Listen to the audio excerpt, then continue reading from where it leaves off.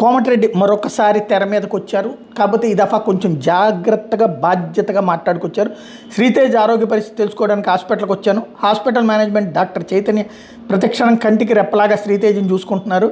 కళ్ళు తెరిచి చూస్తున్నాడు, అనిపిస్తున్న పెద్ద ఇంప్రూవ్మెంట్ లేదు. దేవుణ్ణి ప్రార్థించాను. డాక్టర్స్కి చెప్పిన మేము చెప్పేది ఒకటే, బాబు కోలుకోవాలని. డాక్టర్స్ చెప్పినా మేము చెప్పినా ఒకటే, బాబు కోలుకోవాలని. బయట నుంచి అడ్వాన్స్డ్ మిషన్స్ తెప్పించైనా బాబుని కాపాడుకోవాలని. సినిమాకి వెళ్ళి తొక్కిసలాట్లో రేవతి మృతి చెందడం అయితే బాధాకరమే. 2 తెలుగు రాష్ట్రాల్లో ఇక్కడ తొక్కిసలాట్ల గారం జరగడం, రేవతి మృతి చెందడం, పోలీసులు వాళ్ళకి సమాచారం ఇచ్చారని వాళ్ళు మాకు ఇవ్వలేదని అంటాం. దాన్ని బట్టి చూస్తే కమ్యూనికేషన్ గ్యాప్ కనబడుతుంది. చనిపోయిన రేవతిని తీసుకురాలేము, ఆత్మకి శాంతి కలగాలని కోరుకుంటున్నాను. వాళ్ళ కుటుంబానికి ఏ లోటు రాకుండా వాళ్ళ కుటుంబాన్ని రాష్ట్ర ప్రభుత్వం, నేను మినిస్టర్గా సీఎం రేవంత్ రెడ్డి అందుబాటులో ఉంటాం. వాళ్ళ కుటుంబానికి అమ్మాయి చదువు, పై చదువులకి గవర్నమెంట్ పరంగా మా పరంగా ఆదుకుంటామని ప్రకటించారు.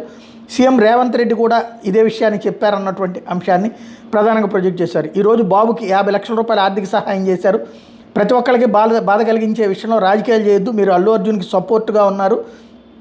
అల్లు అర్జున్ నాన్న ఆహా తీశారు, ఎంతోమంది ఎంజాయ్ చేస్తున్నారు. ఆహా పెట్టి పేద ప్రజలు ఆహాలో మూవీస్ చూసేలా చేశారు, చాలా మంచిది. వాళ్ళ బెనిఫిట్ షోలు అడిగిన మేము వేశాము, మీరు ఎందుకు రాజకీయాలు చేస్తున్నారంటూ మిగతా వాళ్ళని ప్రశ్నించారు. గట్ట అంటే బీజేపీని కానీ టీఆర్ఎస్ని కానీ గట్లో కాంగ్రెస్ పార్టీని తీసుకొచ్చి రాజకీయం చేయడం, ఇలా మాట్లాడడం తప్పు. అల్లు అర్జున్ ఇంటి మీద దాడి చేయడం చాలా తప్పుడు పనులు. ఎవరు చేస్తున్నారో తెలియడం లేదు. చట్టం తన పని తాను చేస్తుంది. ఎవరి మీద దాడి చేయాల్సిన అవసరం లేదు. జేఏసీ పేర్ల మీద వెళ్ళి దాడి చేయొద్దు, మంచి సంప్రదాయం కాదు. హీరోల జోలికి, ప్రొడ్యూసర్ల జోలికి పోవద్దు, వాళ్ళకి మనం సపోర్ట్ చేయాలి. గత బీఆర్ఎస్ ప్రభుత్వంలో బీఆర్ఎస్ నాయకులు ఉన్న ఫ్లాట్స్ అమ్ముకున్నారు. ఎంతోమంది యాక్టర్లు పేదవాళ్ళుగా ఉన్నారు, వాళ్ళకి మేము ఫ్లాట్లు ఇవ్వాలనుకున్నాం. మూవీ ఇండస్ట్రీకి మా సపోర్ట్ ఉంటుంది, ముఖ్యమంత్రి రేవంత్ రెడ్డి సపోర్ట్ కూడా ఉంది.